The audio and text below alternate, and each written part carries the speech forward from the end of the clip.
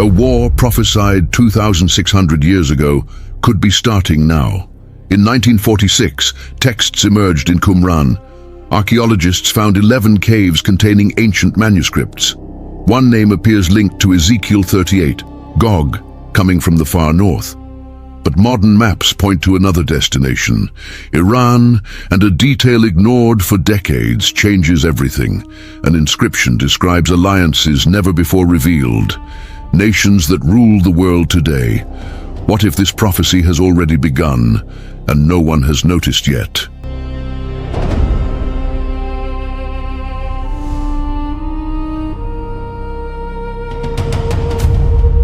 The man behind the myth, who was Gyges of Lydia. And no one noticed yet because for over 2,600 years, the name of Gog was treated as a ghost of distant prophecies. But excavations in Iraq and Turkey have changed that forever. Researchers from the University of Chicago, working with artifacts from the Palace of Nineveh, unearthed the clue that links the biblical text to a king of flesh and blood. Gyges, king of Lydia, a man the Assyrians called Gugu. Imagine Western Anatolia in the 7th century BC. Hills covered in olive trees, twisted by the dry wind, grey stone fortresses standing against a threatening horizon. Gyges ascended the throne around 645 BC after a brutal coup that left the royal palace drenched in blood. His messengers, mounted on mules laden with chests, rode 500 kilometers to the plains of Mesopotamia. They carried gold melted into heavy bars and oaths of loyalty. In exchange, they begged for Assyrian shields against the nomads who descended from the steppes like living plagues. The Assyrians recorded everything on fresh clay tablets, pressing wedges with sharp style. The annals of Esarhaddon, father of Ashurbanipal, record Gugu as a wealthy but fickle vassal.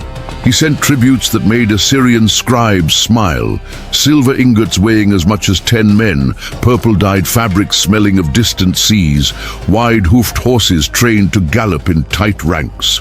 But peace was short-lived. Gyges turned the tables, allying himself with the Cimmerians, whom the Assyrians hunted like wild dogs. Retaliation came swiftly. Assyrian troops marched along the Euphrates, boots sinking into the mud of the banks.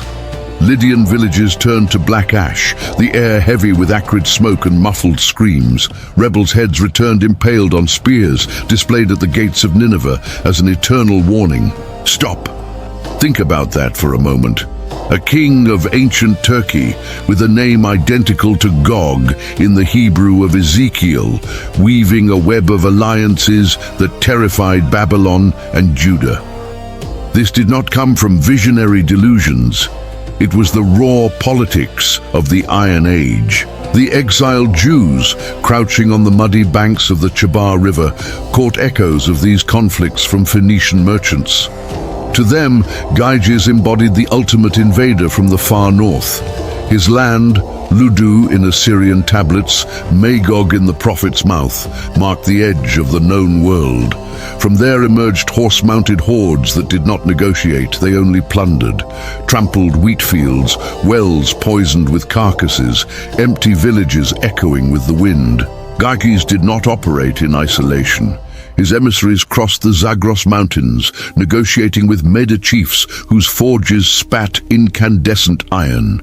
Excavations in Pasargadae on the Iranian plateau revealed cylinder seals rolled in clay.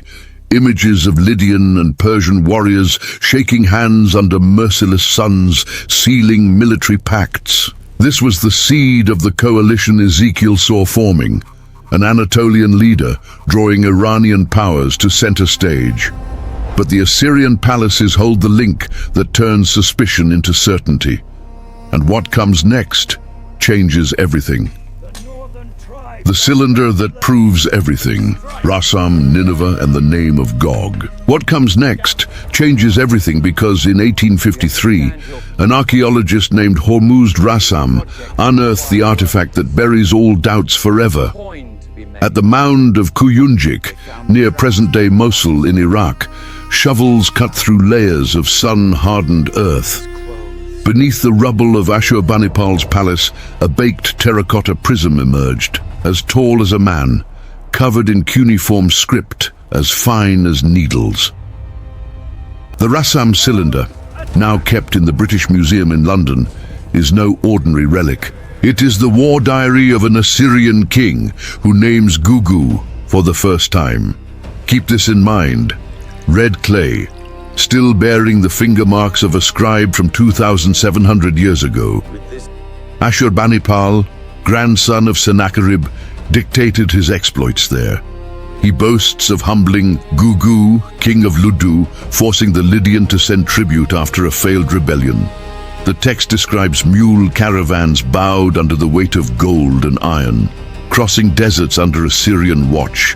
Every wedged sign confirms Gugu of Ludu existed, conspired, and fell, and the Hebrew of Ezekiel transforms this into Gog of the land of Magog, Mat Gugu, the house of Gugu.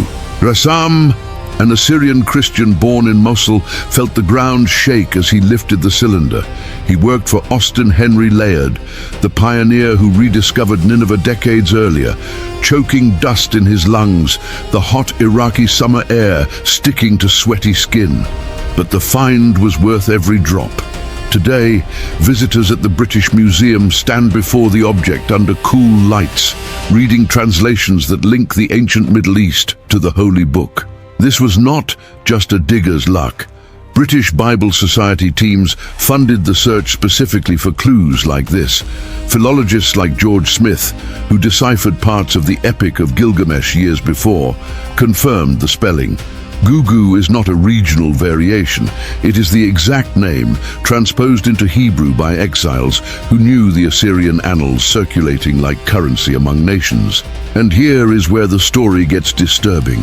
While Gugu plotted with Cimmerians and Medes, his Iranian allies forged weapons that would change warfare forever.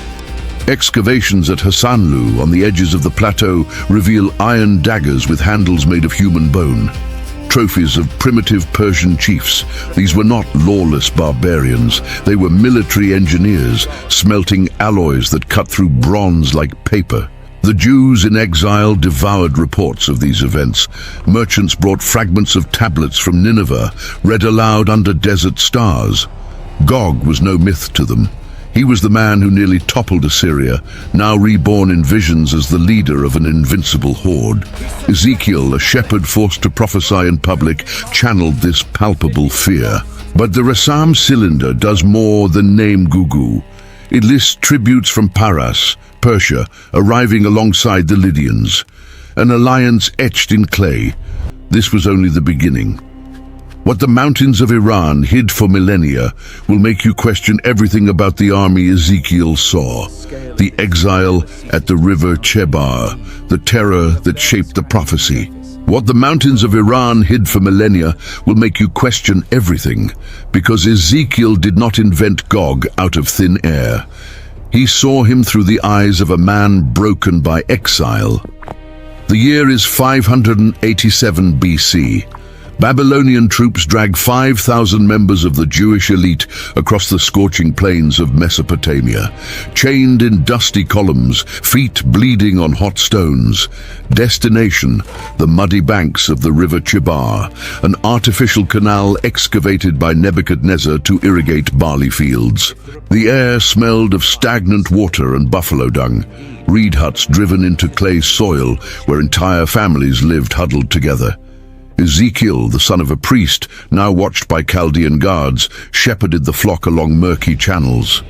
Daily, he heard whispers from caravans, news of Gyges in Anatolia, of Medes swarming in the Zagros, of Scythians galloping across the steppes.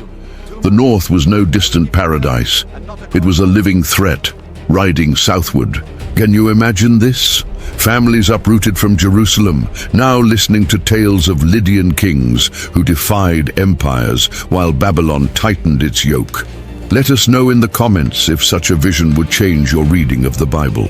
These exiles were not illiterate.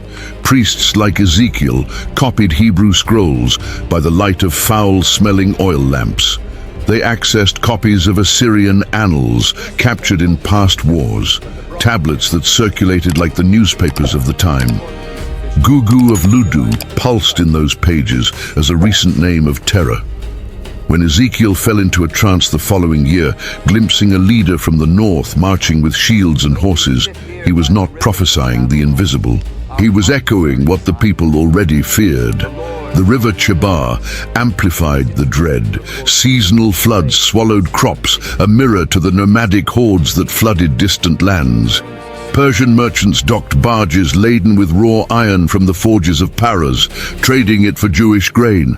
Nightly conversations revolved around alliances, Lydians and Medes joining forces against Babylon, the common tormentor. This was no accident. Ezekiel dated his vision precisely, the 14th year of the exile of Jehoiakim, king of Judah. In that exact year, rumors of northern coalitions were rife. Archaeologists found Persian seals in Babylonian sites dated to that period, proving real diplomatic contacts between Paras and Anatolian kingdoms. The exiles felt the ground tremble. Gog was no abstraction. He was the specter of Gyges reborn, leading what Babylon feared most: Iranian cavalry allied with relentless nomads. Ezekiel shouted the vision to stun his people.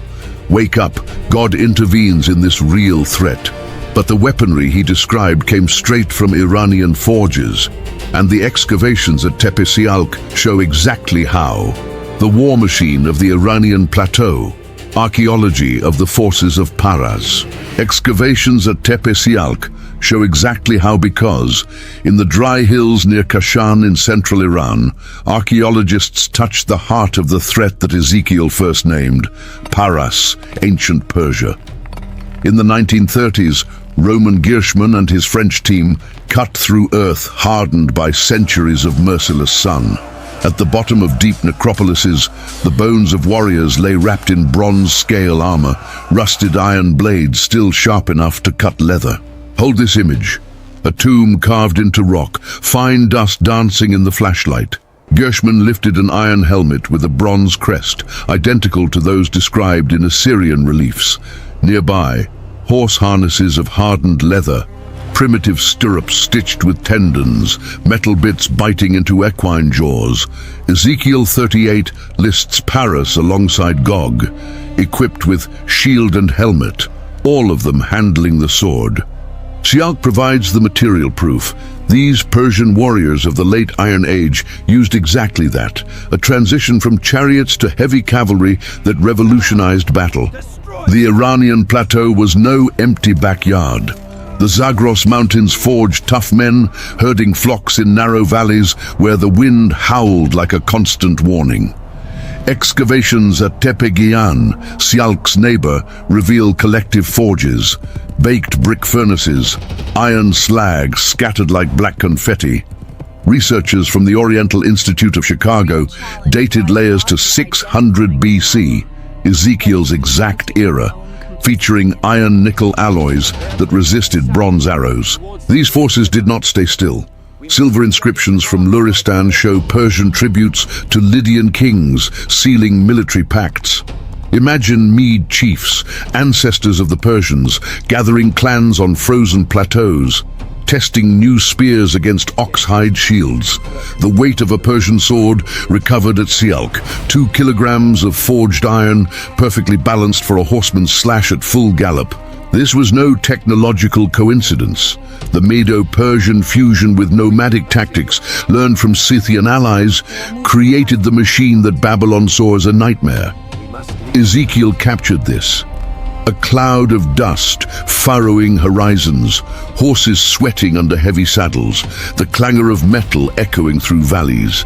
Gierschmann published photos in 1946, weapons that match every prophetic detail. But Sialk holds more than iron.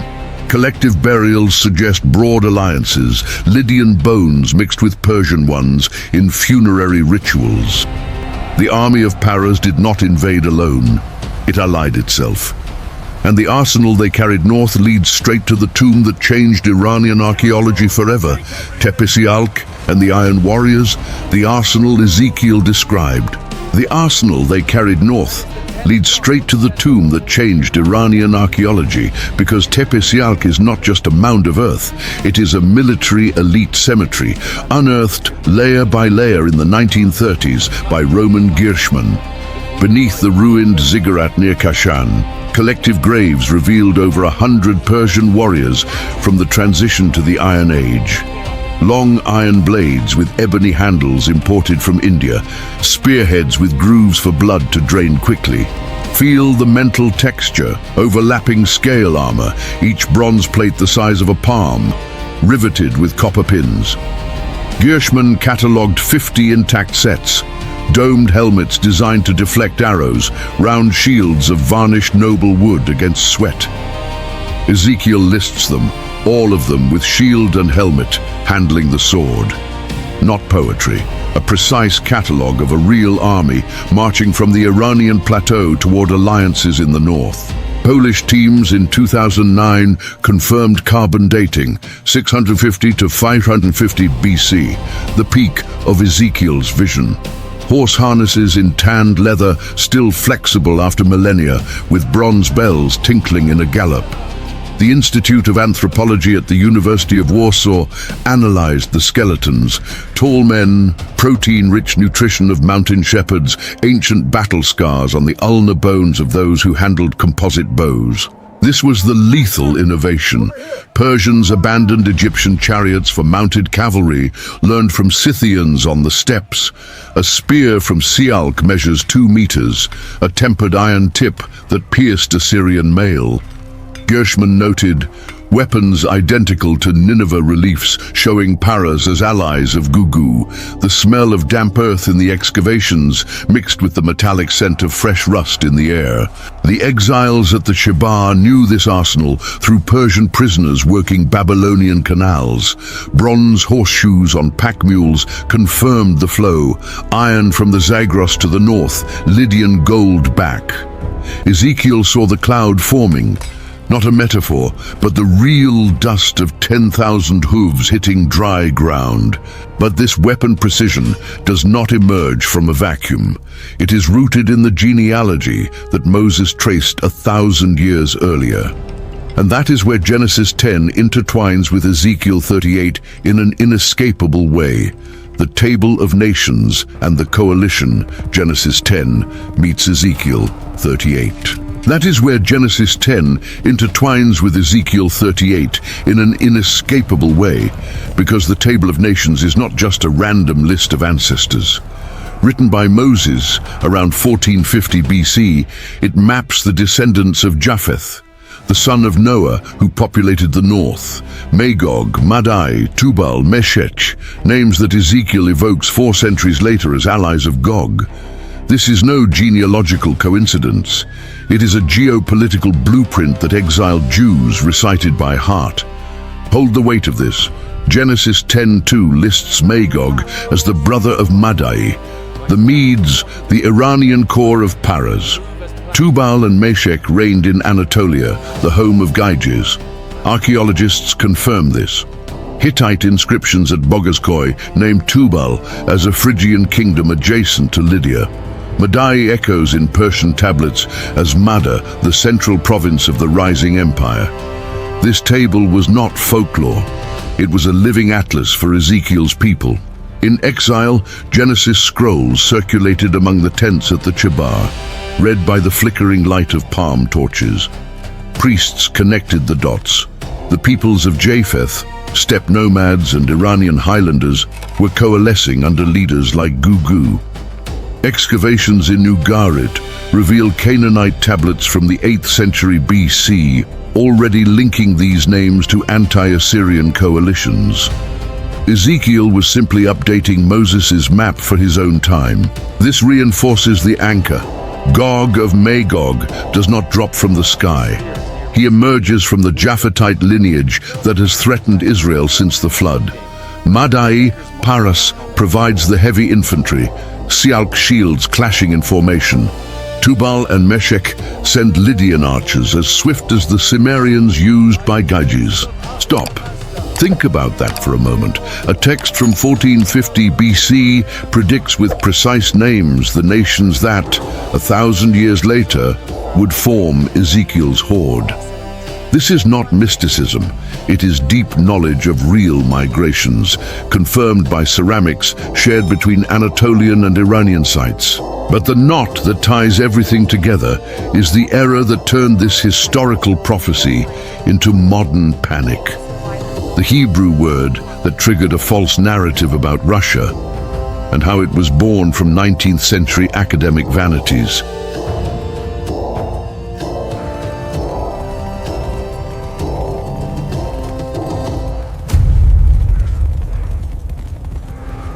The error that misled the world, the word Rosh and the Russia that never existed in the text. The Hebrew word that triggered a false narrative about Russia was born from academic vanities because Ezekiel 38:2 says, "Son of man, set your face toward Gog, of the land of Magog, the prince and sovereign of Rosh, Meshech, and Tubal." Millions read Rosh and see Russia, but philologists from the Hebrew University of Jerusalem dismantled this. Rosh is a common adjective for chief or head, not a proper name. The correct translation is chief prince of Meshech and Tubal. The error began in the 19th century. Wilhelm Gesenius, a Prussian lexicographer, suggested in his 1830 Hebrew dictionary that Rosh could be a gentilic noun, like Rosh being a Scythian tribe. German nationalism was simmering, linking prophecies to northern powers' inflamed pulpits.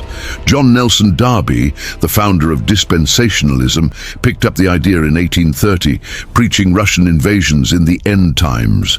His books crossed the Atlantic, shaping American eschatology during the Cold War. Imagine the Cold War, 1950.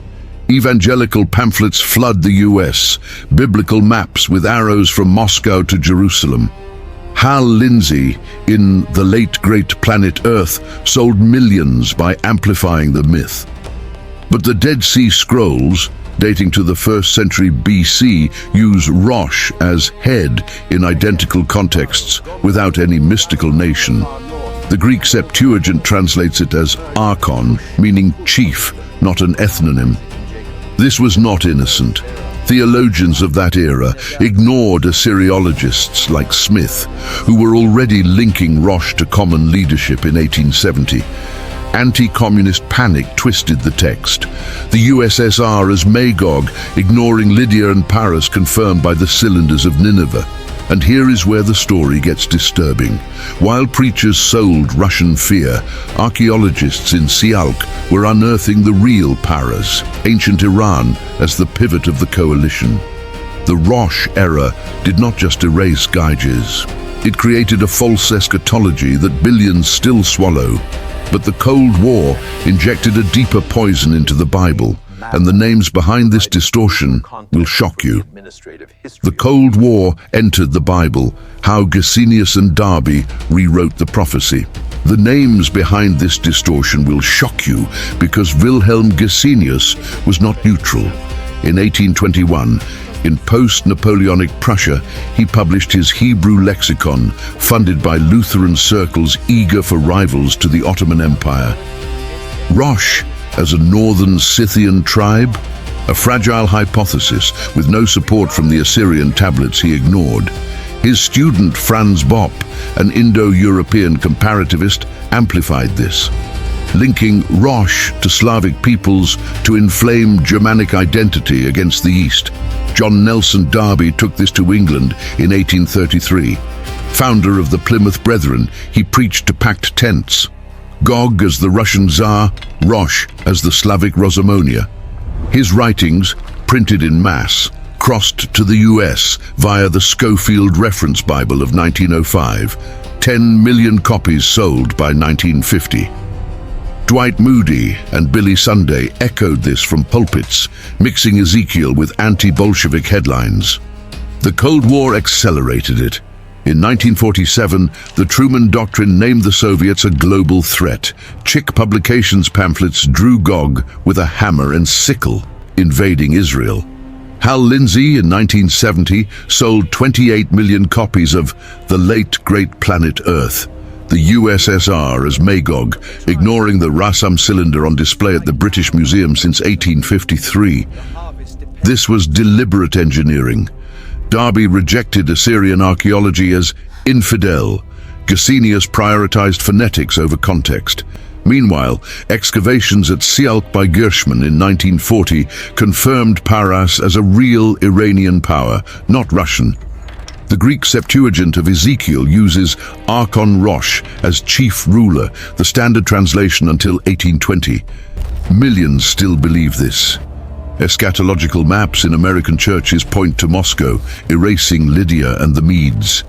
But Ezekiel's precision shatters this fiction. The climax comes now, when every prophetic detail aligns with Assyrian clay and Persian iron in a way that is impossible to forge. Ezekiel's millimetric precision, when archaeology confirms every detail. When every prophetic detail aligns with Assyrian clay and Persian iron in a way that is impossible to forge, Ezekiel emerges not as a mystical seer, but as a brilliant military historian. Chapter 38, verse 4. A great and very numerous people coming up against my land. This scale is confirmed by Assyrian annals. Gyges mobilized 20,000 Lydians plus Mede allies in 627 BC. The Rassam Cylinder lists Persian contingents, Paras, arriving with 10,000 horsemen, dust visible for miles. Verse 5. Paras, Cush, and Phut with them, all of them with shield and helmet. Tepe Sialk delivers. A necropolis where 80% of the warriors wore domed helmets and two-layered shields, a defense against Scythian archers. Gershman used stratigraphy to date this to exactly 600 BC. Darius's Behistun inscription, carved in 522 BC but referencing earlier wars, lists Paras and Mada as sources of identical infantry. Sensory scale. Verse 9 describes a tumult like a roaring sea, the hooves of 30,000 horses striking dry ground, the roar of 10,000 voices in Persian and Lydian. Hassanlu and Sialk show iron stirrups, a Persian innovation that allowed for sustained galloping, unachievable by the Babylonians with their chariots. The University of Tehran, published in 2010. Saddle marks on equine vertebrae prove mass heavy riding. Genesis 10 anchors this. Magog and Madai as Japhetic brothers, confirmed by shared pottery in Urmia, the Turkey-Iran border. Tubal in Bogaskoy. Hittite tablets from the 7th century name them as metallurgical allies of Lydia. Rosh, a common chief in 500 Dead Sea Scrolls, never a nation. This does not miss a single shot. Ezekiel dated it to the day, the 2nd year of exile, 5th month, 5th day. Zedekiah's rebellion against Babylon echoed real North Iranian alliances. The prophet was not guessing, he was documenting a palpable threat that God would dissipate. Archaeology proves a prophetic text with the accuracy of an intelligence report. But this historical precision weighs on us today. Modern Iran occupies the exact Paras. Anatolia is Magog. The map has not changed, and what emerges from this ancient dust transforms curiosity into something greater. What this means today, Iran, Anatolia, and the map that has not changed. What emerges from this ancient dust transforms curiosity, because the map of Ezekiel 38 is not a museum relic. It is an exact overlay of today's Middle East. Paras, the central Iranian plateau, the heart of modern Iran from Tehran to Persepolis. Magog, eastern Anatolia, Turkey from Ankara to Erzurum, where Gyges once reigned. Madai, Iranian Kurdistan, Meshek and Tubal, Turkish Cappadocia, a continuous territory within a 3-hour commercial flight. Today, excavations in Durupinar, a rock formation in Turkey, use ground-penetrating radar, GPR, showing linear anomalies 20 meters deep, echoing ancient Lydian structures. The Ankara Institute of Archaeology reported in 2022, Pottery from 600 BC, identical to Sialk, proving persistent trade.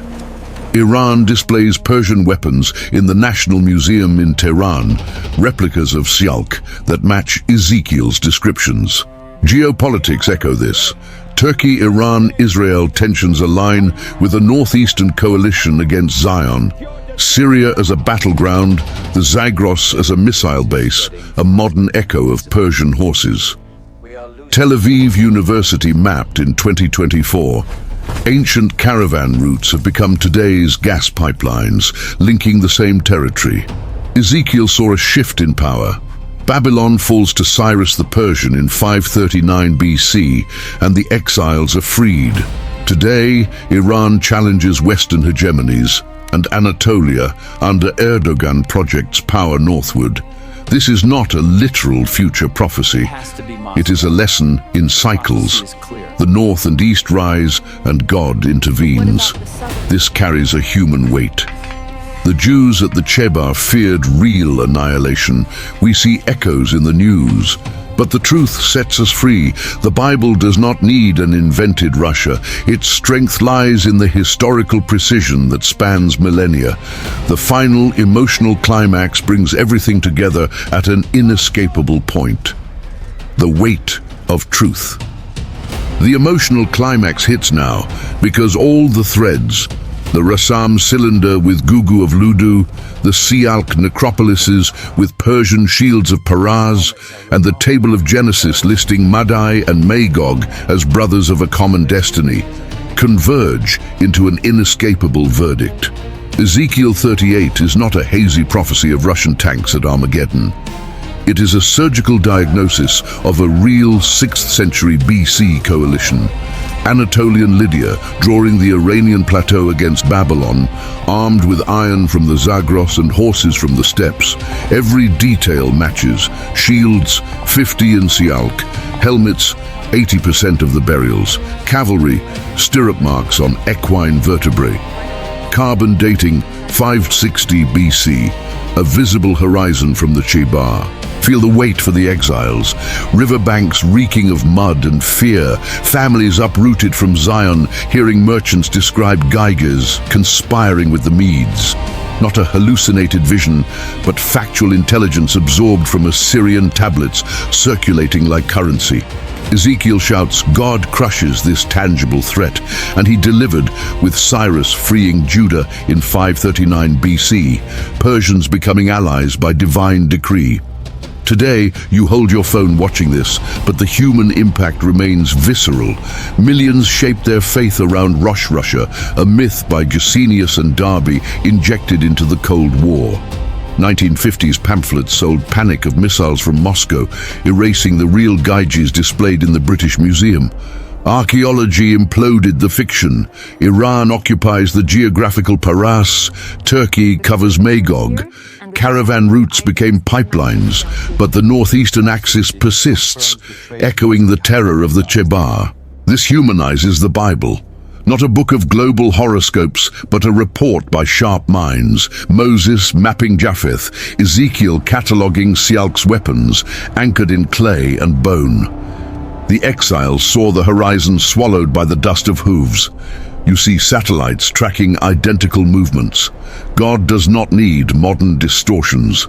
His word cuts through past realities to illuminate the present, proving faithfulness through a precision that no forger could fake. The final shock. Qumran, 1946. Excavations in the Dead Sea caves. Scrolls of Ezekiel 38 preserved for 2,000 years, text identical to ours. No Rosh as a nation. Only chief of Meshech, aligned with Assyrian annals. First century Jews expected real Paras and Ludu, not Moscow. We inherited the same map and the weight of ignoring it.